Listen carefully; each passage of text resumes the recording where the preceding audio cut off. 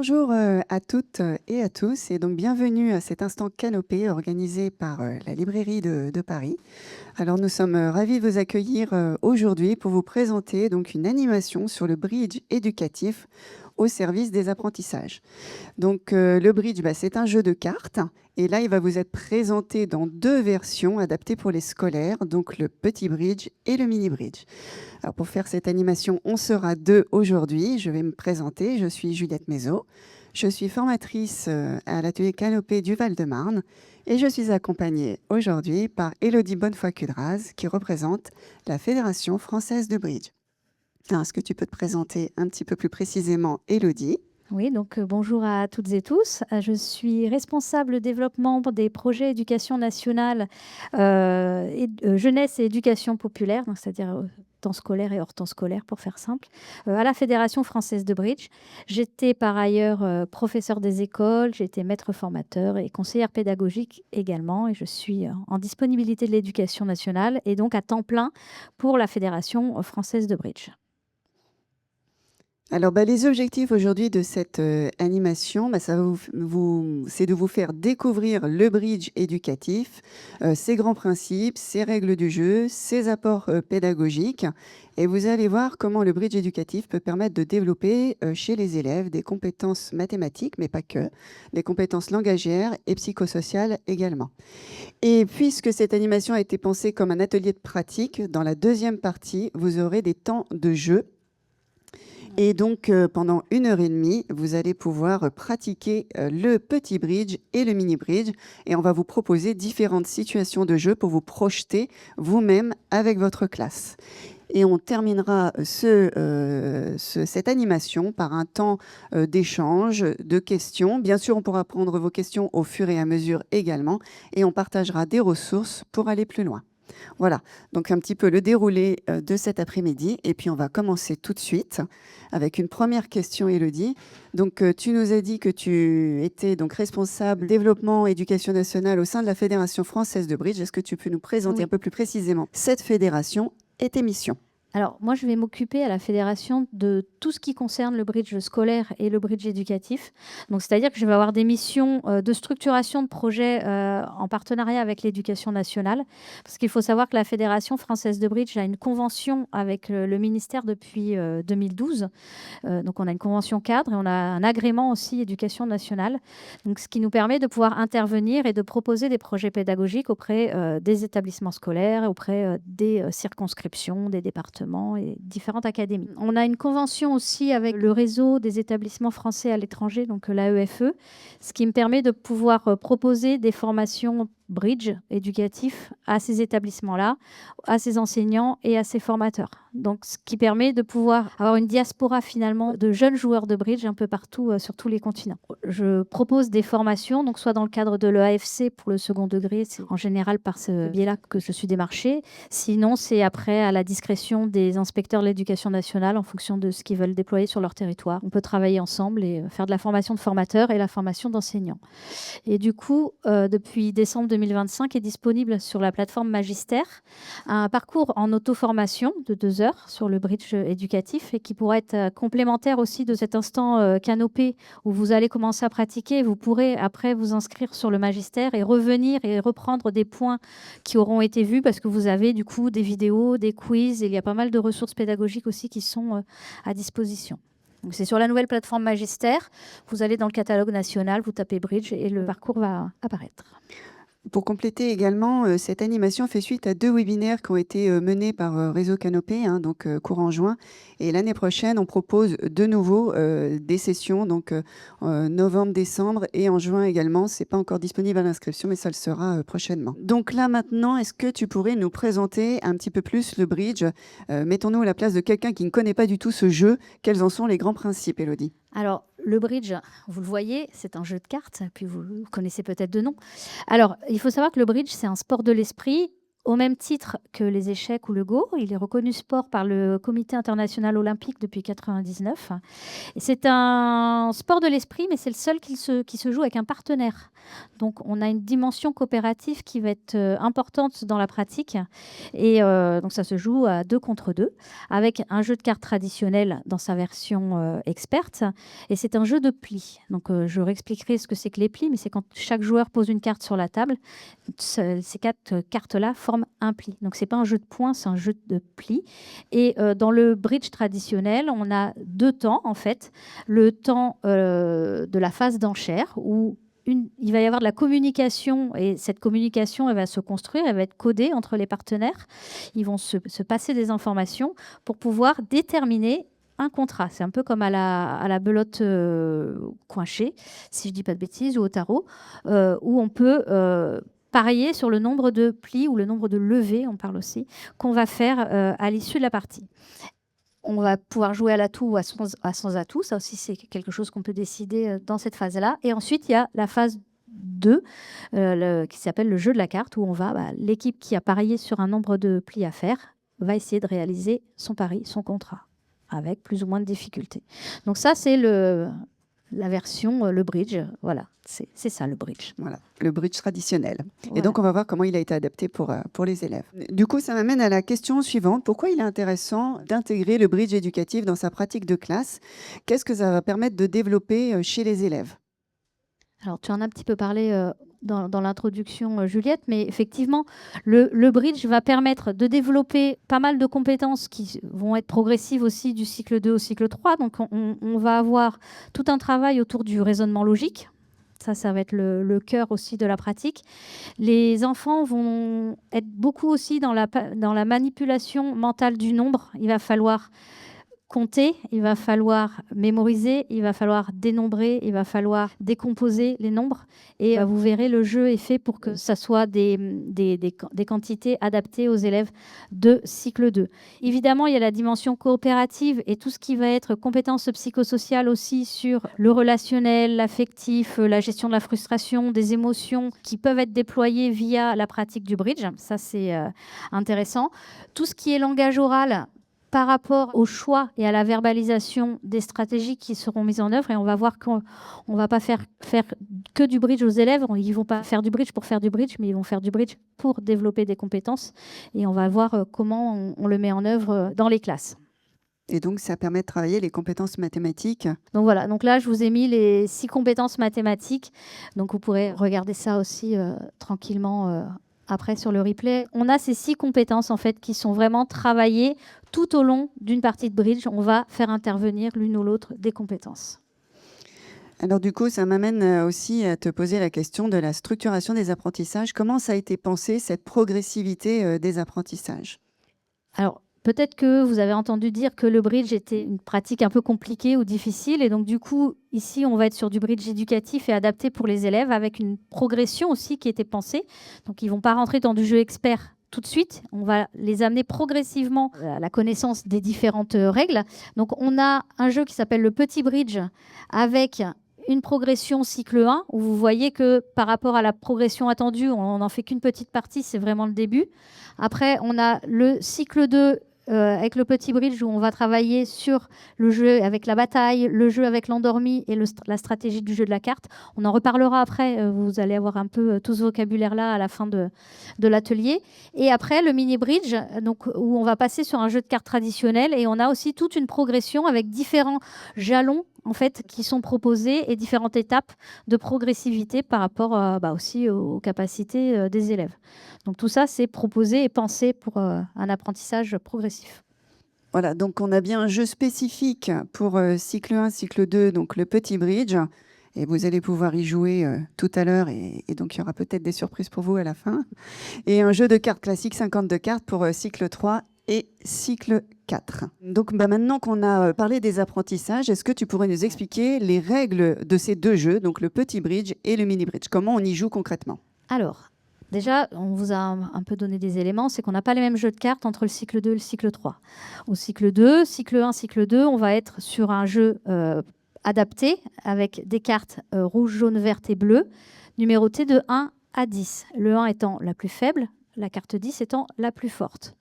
Quand on va passer au cycle 3, on va transposer les règles qui auront été vues au cycle 2 avec un jeu de cartes traditionnel. Attention, cette fois-ci, la plus faible, c'est le 2, la plus forte, c'est l'As. Dans le système français et les cartes françaises, entre guillemets, l'As, c'est toujours numéroté avec un 1. Alors que dans les cartes anglophones, là, à la lettre A. Du coup, c'est là où il peut y avoir, pour certains élèves, un petit point de vigilance. Le 1 était la plus faible dans le petit bridge et maintenant, ça devient l'As qui est la plus forte dans le mini bridge. Mais très honnêtement, c'est quelque chose qui se passe bien. Donc, au mini bridge, on a les 4 couleurs. Pique, carreau, cœur, trèfle. Là aussi, c'est du vocabulaire. Certains élèves, pour eux, les couleurs, c'est rouge et noir. Mais quand on joue aux cartes, et là c'est de la culture du jeu aussi, pas que du bridge, hein, c'est pour d'autres jeux de cartes, et les couleurs ici c'est pique, carreau, cœur, trèfle. Et je vous ai mis l'ordre des cartes dans lequel on joue de la plus forte l'As à la plus faible le 2. Ensuite, première étape, les élèves vont devoir distribuer la totalité des cartes. Donc les cartes sont distribuées une par une dans le sens des aiguilles d'une montre. Donc cette étape-là est déjà intéressante à travailler avec les élèves parce que tenir un paquet de cartes et distribuer correctement les cartes, on peut avoir des surprises même au cycle 3. C'est une étape intéressante. Une fois que la distribution est faite, on va demander aux élèves de ranger les cartes. Donc les cartes vont être toutes mélangées en fait dans leurs mains et on va leur demander de ranger les cartes. Donc on va les ranger par couleur et par ordre croissant ou décroissant à l'intérieur de ces couleurs. Donc je vous ai mis 2 exemples avec les cartes du petit bridge ou les cartes du mini bridge. Ce qui est intéressant aussi avec le cycle 3, c'est qu'on a les figures. Et donc là on va sur de l'abstraction aussi, parce que c'est plus des nombres, c'est des dessins visuels qui vont représenter une valeur de carte. Et le roi va être plus fort qu'un 5. Donc il y a ça aussi dans le mine de rien, dans le classement des cartes. Sur certains élèves, ça peut poser des problèmes. Enfin, après, c'est rapide, quoi. Et je vous ai mis quelques photos ici de ce que je fais dans les classes. Donc là, j'étais intervenue en CM et là, c'est des classes de CP. On a du matériel aussi pédagogique qui permet de pouvoir proposer ces situations de rangement des cartes en travail collectif en amont de la partie pour pouvoir justement travailler cette comparaison des nombres et ce classement des nombres et du coup, de pouvoir aussi travailler tout ce qui est verbalisation des stratégies et structuration de l'avancée mathématique. Donc, c'est déjà une étape qui est intéressante et du coup, on a du matériel qui permet aussi de gérer ce travail-là avec le groupe classe. Les cartes sont distribuées, les cartes sont rangées. Les règles sont ultra simples. Et c'est les mêmes règles qu'au bridge traditionnel. Hein. Donc, c'est pour vous dire. Tout simplement, le distributeur, on appelle le donneur, va poser une carte sur la table. Il va demander une couleur. Ici, dans l'exemple, c'est West qui pose la carte en premier. Il va poser le 6 rouge. Donc, il impose une couleur. Tous les joueurs vont jouer chacun leur tour et vont jouer la couleur qui a été demandée par la première carte posée sur la table. Rouge demandé, chaque joueur joue du rouge. Et tout simplement, la carte la plus forte dans la couleur demandée remporte le pli, remporte la levée. On ne va pas faire la somme de la valeur des cartes de l'équipe, mais c'est vraiment tout simplement la carte la plus forte parmi les 4 cartes. Donc ici, vous avez vu que c'est West qui gagne avec son 7 rouge. Donc West va faire remporter un pli, une levée à son équipe. Et vous voyez, West n'a pas mis de carte la plus forte, mais il gagne aussi. Et ça, c'est intéressant. Là, tout le travail autour du partenariat, on gagne ensemble et on perd ensemble. Donc là, West gagne, il rejoue et il pose une carte d'une autre couleur. Par exemple, il va rejouer ici le 2 vert. Et qu'est-ce qu'on voit? Donc ça, c'est une situation que je propose aux élèves aussi quand je leur explique. Tous les joueurs jouent une carte verte, sauf Nord qui a mis une carte d'une autre couleur. Que s'est-il passé? Donc là, ils me disent... il n'a pas compris la consigne, il n'a pas écouté. Donc ça, c'est le premier réflexe. Mais oui, effectivement, c'est qu'il n'a pas la couleur demandée. Donc quand on n'a pas la couleur demandée, on est obligé de fournir une carte, mais on va en fournir une carte d'une autre couleur. Et attention, cette carte ne peut pas gagner la levée. Donc là, j'attends 2 minutes. Et puis, il y en a toujours un ou deux qui me disent pourquoi il a mis un 9 du coup? Ah bah oui. Du coup, attention, là, on va avoir un travail sur le contrôle inhibiteur. C'est-à-dire que ça va être d'abord le critère numéro 1, la couleur de la carte, et le critère numéro 2, la valeur de la carte dans cette couleur. Ici, le 9, effectivement, c'est une carte de forte valeur, mais la couleur ne correspond pas. Donc, elle ne peut pas gagner la levée. Donc, on se défausse une petite carte. Donc, c'était pas très malin de mettre le 9. Ben voilà. Voilà. Merci pour ces précisions. Alors, du coup, quand on veut organiser une séance de bridge dans sa classe, comment s'y prend-on? Quels conseils tu aurais à donner? Alors, justement, on a des outils avec des guides pédagogiques aussi qui sont à disposition des enseignants. C'est-à-dire que On a un guide petit bridge qui comprend 20 séances. Les 20 séances, c'est pour l'ensemble du cycle 2. Donc, ça donne vraiment le temps d'avancer au rythme des élèves. Ces séances, elles sont vraiment clés en main, construites aussi pour que l'enseignant néophyte puisse se mettre en route et soit accompagné dans sa pratique dès le départ. Ça va être pareil pour le cycle 3 également, c'est-à-dire que sur le mini-bridge, on a des ressources pédagogiques qui permettent en fait aux enseignants d'être accompagnés et de pouvoir développer la pratique. Et donc du coup, vous avez la séance, le titre, ce qu'on y fait, le vocabulaire aussi travaillé, parce qu'il va y avoir tout le lexique autour du jeu et de l'univers du bridge qui va être intéressant, et les compétences qui vont être développées. L'intérêt d'une séance de bridge, je vous le disais, c'est pas forcément de faire que du jeu pour du jeu. Qu'est-ce qu'on va vouloir développer ?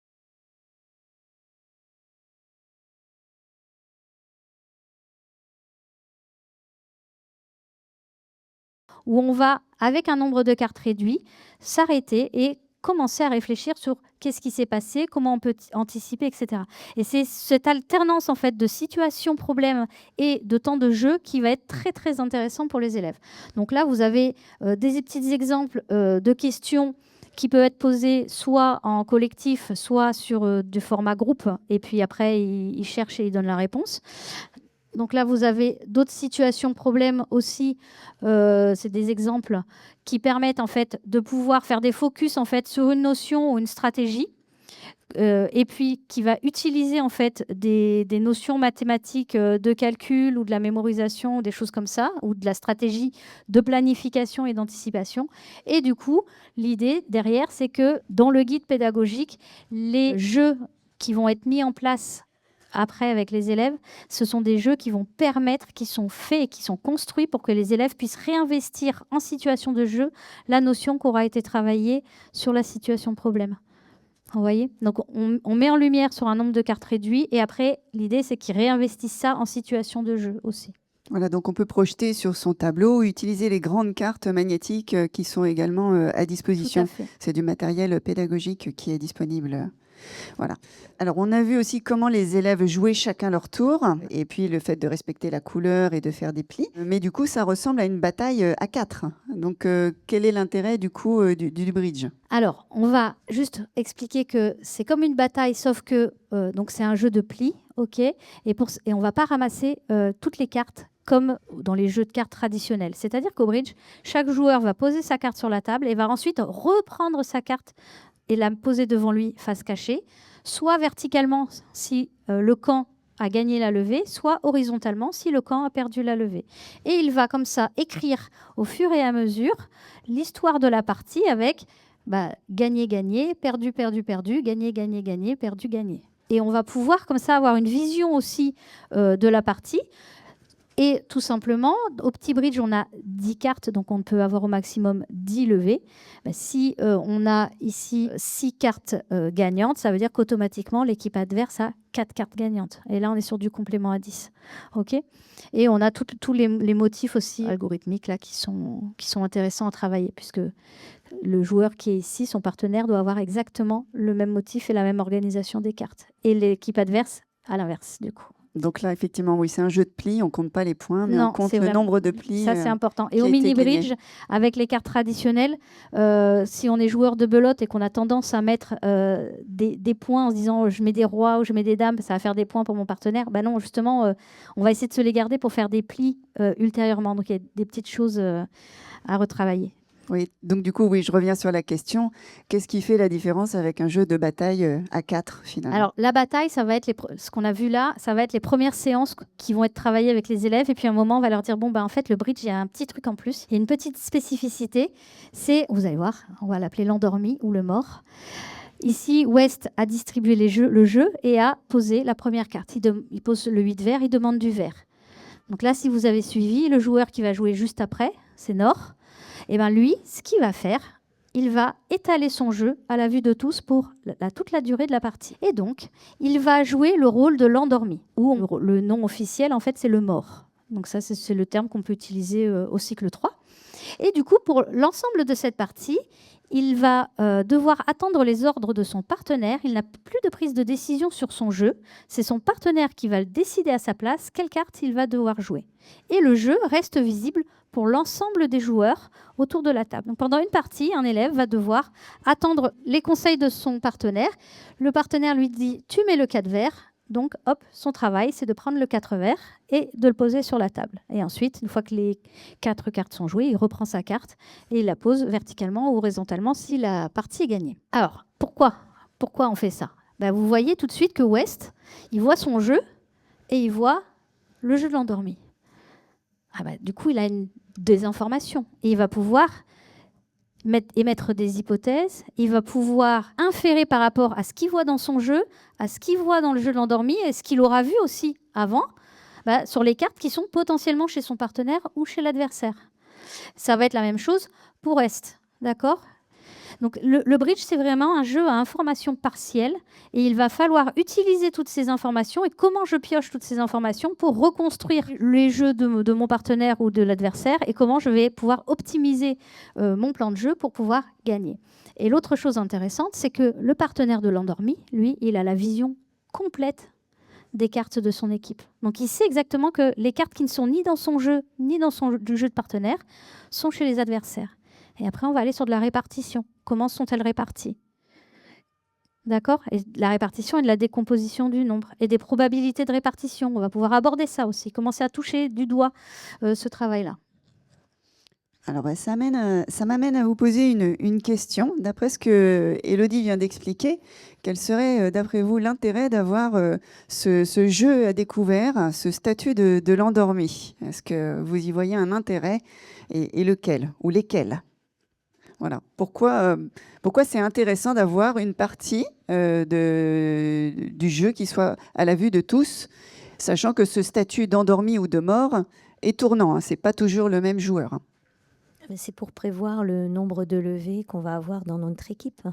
Voilà, c'est effectivement ce que disait Élodie, ça permet d'anticiper, de prévoir, de planifier, et donc d'essayer d'optimiser le nombre de plis ou de levées qu'on va pouvoir faire. Voilà. Est-ce que tu veux rajouter quelque chose, Élodie, ou est-ce que quelqu'un veut rebondir? Écoutez, merci. Oui, effectivement, l'intérêt d'avoir un jeu ouvert, c'est qu'on va pouvoir anticiper, planifier et optimiser le nombre de levées qu'on va pouvoir faire dans son équipe. Et ça, c'est typiquement une situation problème qu'on peut proposer aux élèves aussi. Là, vous voyez, avec le 8 vert, Sud va pouvoir gagner la levée avec le 10. OK ? Qu'est-ce qu'il remarque ensuite ? Là, et vous imaginez, le joueur qui est en Sud, il n'y a que la carte. Il n'y a que le 8 vert qui est posé sur la table. Et vous allez voir tout ce qu'on va pouvoir faire comme anticipation d'élever avant même d'avoir posé la deuxième carte sur la table. Il sait qu'avec son 10 vert, il va pouvoir faire une première levée. Ensuite, qu'est-ce qu'il remarque? Il regarde ses cartes bleues. Il y en a 4 à l'endormi, 3 dans son jeu. 4 plus 3, ça fait 7. J'ai 10 cartes bleues en tout. 10 moins 7, ça fait 3.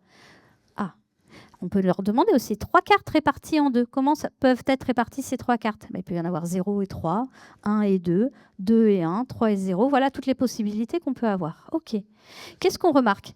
On remarque qu'à l'endormi, on a le 10 bleu, le 9 bleu, le 8 bleu. Donc une fois que ces 3 cartes-là vont être tombées, est-ce qu'il va rester des cartes bleues chez les adversaires? Non, les adversaires n'auront plus de cartes bleues. Donc ça veut dire que le 1 bleu, qui est la plus petite carte du jeu, va être, on dit, maître, et va pouvoir faire gagner une levée à son équipe. Donc là, Sud, il sait déjà qu'il a gagné une levée avec son 10 vert et qu'il peut gagner 4 levées en bleu. Donc il sait déjà, il peut anticiper qu'il a 5 levées gagnantes dans son jeu. Et là, on n'a pas encore posé les cartes. Alors on est d'accord, hein, les élèves, ils ne vont pas faire ça dès la deuxième séance, etc. Mais justement, l'intérêt, c'est de leur proposer ces situations problèmes, ces jeux arrêtés, pour qu'après, ils aient les clés en situation de jeu réel, de pouvoir faire ce travail de planification. Ici, c'est avec les cartes du mini-bridge. Sud, pareil, il constate que son équipe a 7 cartes à trèfle, sachant que là, on a 13 cartes en tout dans le jeu. Ça veut dire que chez les adversaires, il en reste 6. OK ? Et moi, je posais une question. Quelles sont les possibilités pour faire 4 levées à trèfle? Parce qu'on remarque qu'on a l'As, le Roi, la Dame. Il nous manque le Valet, mais on a le 10. Donc, pour pouvoir jouer notre 10 et que notre 10 soit gagnant, il faut qu'il y ait un moment, le valet il soit tombé avant. Okay, les possibilités, c'est si on a une répartition 3-3, puisqu'on a 6 cartes, si on a une répartition 3-3, on joue As, Roi, Dame, il n'y a plus de trèfle chez les adversaires, mon 10 c'est maître. S'il y a une répartition 4-2, est-ce que ça marche? Eh bien, ça va marcher uniquement si le valet est du côté de 2. D'accord? Et après, il y a d'autres techniques. En fait, il y a une autre technique. Si le valet est dans la main de 4, mais il doit être placé en ouest pour pouvoir faire une petite tactique, en fait, une petite stratégie de bridge qu'on apprend aussi aux élèves. Et là, ça va marcher. Mais du coup, vous voyez que ce sont des situations problèmes qui sont très très riches au niveau mathématique, puisqu'on va travailler du coup la logique, le dénombrement, et au niveau logique et stratégique, puisqu'on va devoir planifier et anticiper aussi sa dépose de cartes. Et l'intérêt de pouvoir proposer ces situations problèmes sont vraiment intéressantes. Et ce qui est intéressant aussi, c'est de pouvoir aussi rejouer des fois des mêmes parties avec les élèves pour voir si on a compris la stratégie et si on s'améliore. Et du coup, voilà, ça veut dire qu'on gagne dans les apprentissages et dans la maîtrise du jeu du bridge et aussi dans les compétences mathématiques. Tout à fait, oui, c'est vrai. Ça marche bien aussi de pouvoir reproposer plusieurs fois en fait à partir des situations de jeu qui sont vraiment issues des situations problèmes qu'on a proposées aux élèves. Et dernier intérêt du jeu ouvert quand on est en défense, parce que moi je vous avais montré le jeu en attaque. En attaque, c'est quand on joue avec l'endormir, forcément, on est en avantage, on voit toutes les cartes de son équipe.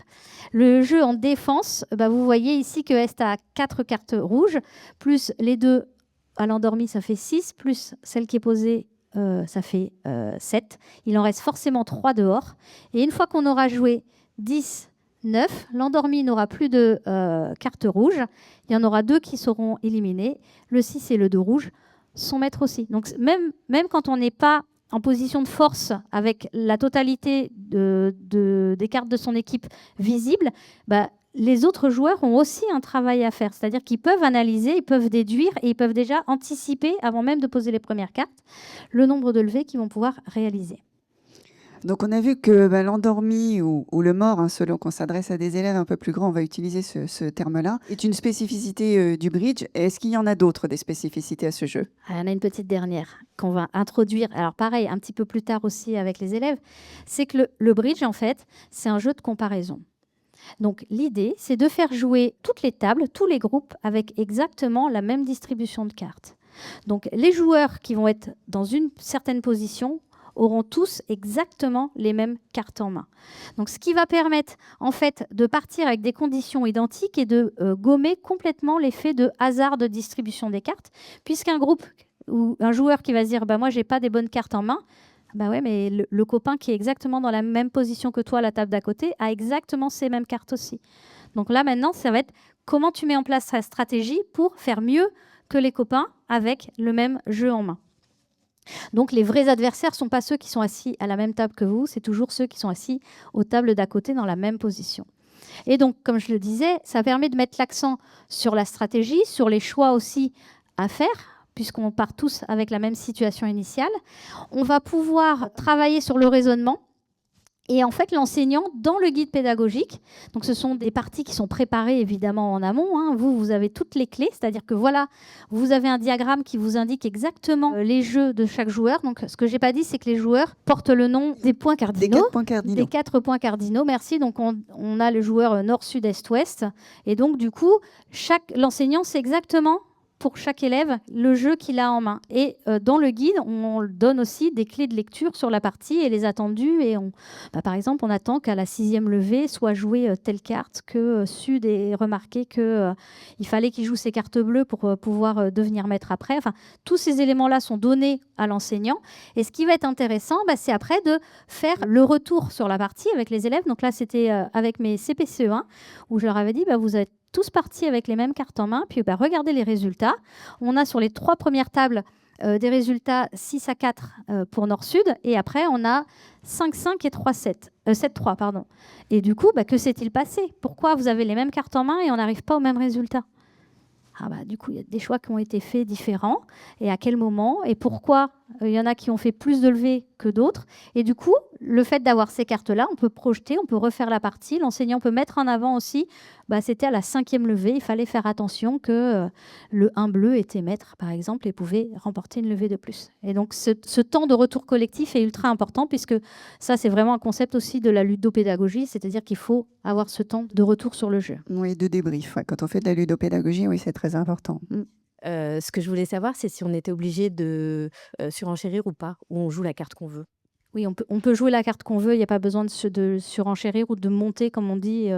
Non, on peut faire le choix aussi délibérément de mettre une carte plus petite parce que dans la stratégie, c'est intéressant. Vous allez me dire, ah ok, c'est très intéressant, cette histoire de comparaison, mais moi, j'ai pas le temps, en fait, de trier mes cartes et de trier mes paquets pour mes élèves pendant 3 heures la veille de ma séance de bridge.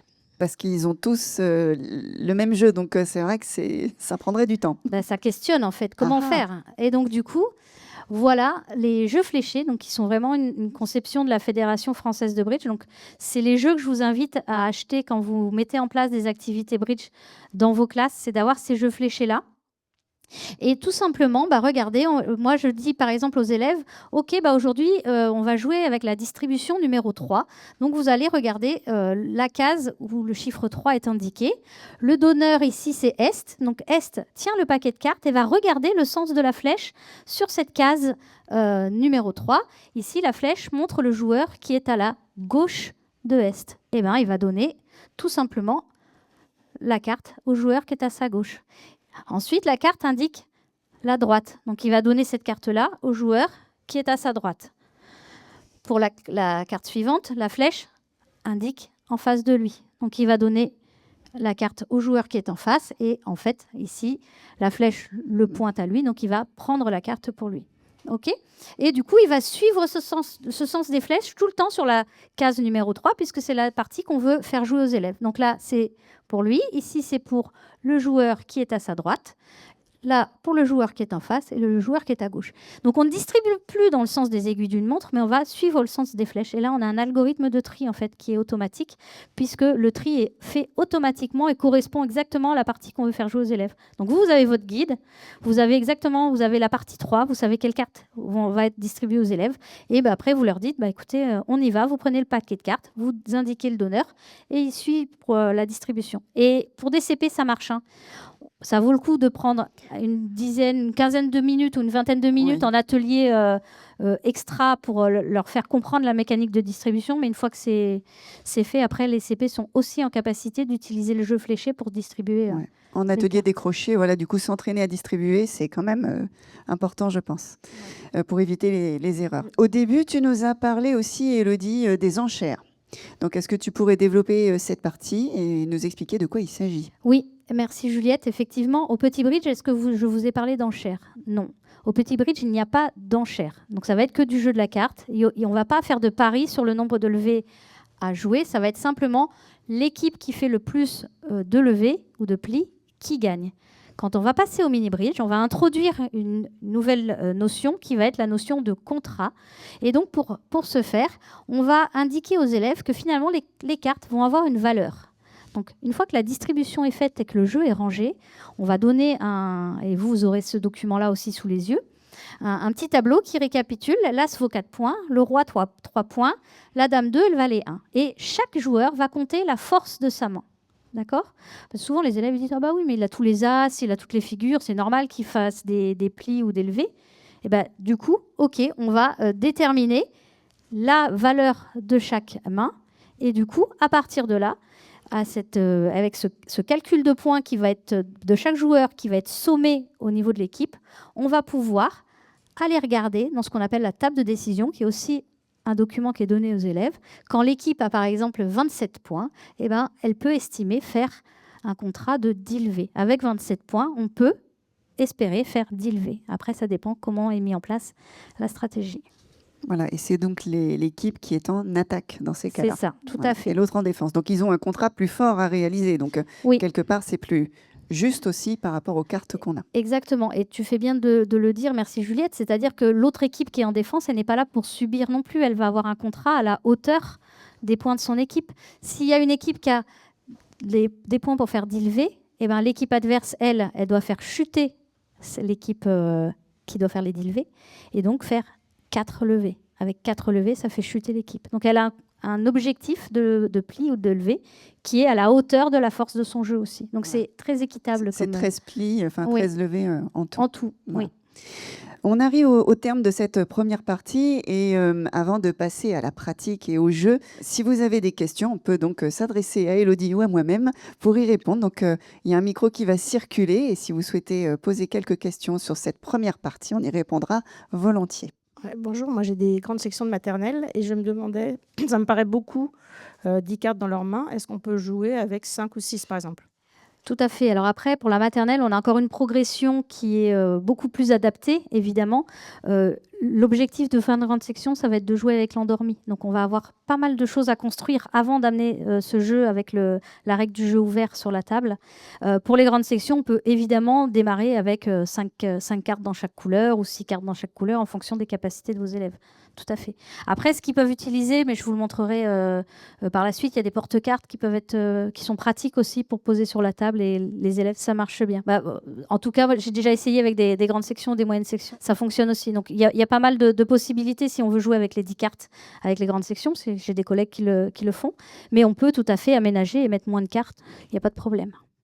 Bonjour, je me posais la question, il y a une progression quand même dans l'apprentissage avec les différents niveaux de bridge. Tout à fait. Est-ce qu'avec des élèves qui commenceraient le bridge en cycle 3, il n'est pas recommandé de faire d'abord une session où on fait du petit bridge? Petit bridge, j'allais dire. En fait, bridge, la progression qui est mise en place au petit bridge, donc les différentes étapes en fait pour apprendre le jeu, on peut tout à fait le transposer au mini bridge avec le jeu de cartes traditionnel. C'est-à-dire qu'ils partent déjà avec la connaissance de l'ordre des cartes et ils ont cette habitude de manipulation des cartes traditionnelles.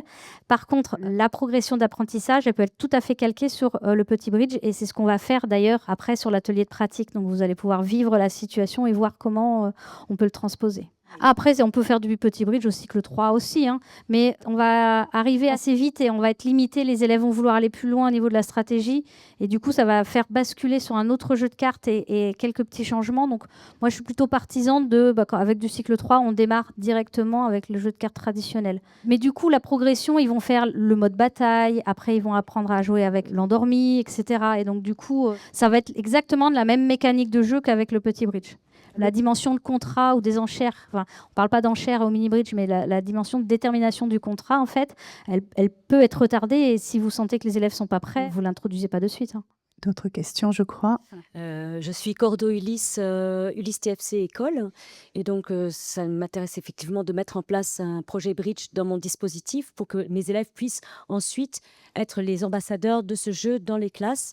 J'ai beaucoup d'élèves qui sont plutôt de cycle 3, mais ils ont un niveau qui est quand même plutôt des attendus de cycle 2. Oui. Dans les dispositifs Ulysse, le petit bridge fonctionne très très bien et c'est pour le coup un outil qui est pertinent et qui mettra en avant et en valeur les élèves plutôt que sur du jeu traditionnel. Et encore, ils pourront passer sur du mini bridge un peu plus tard en fait. Ce sera mon boulot. Voilà.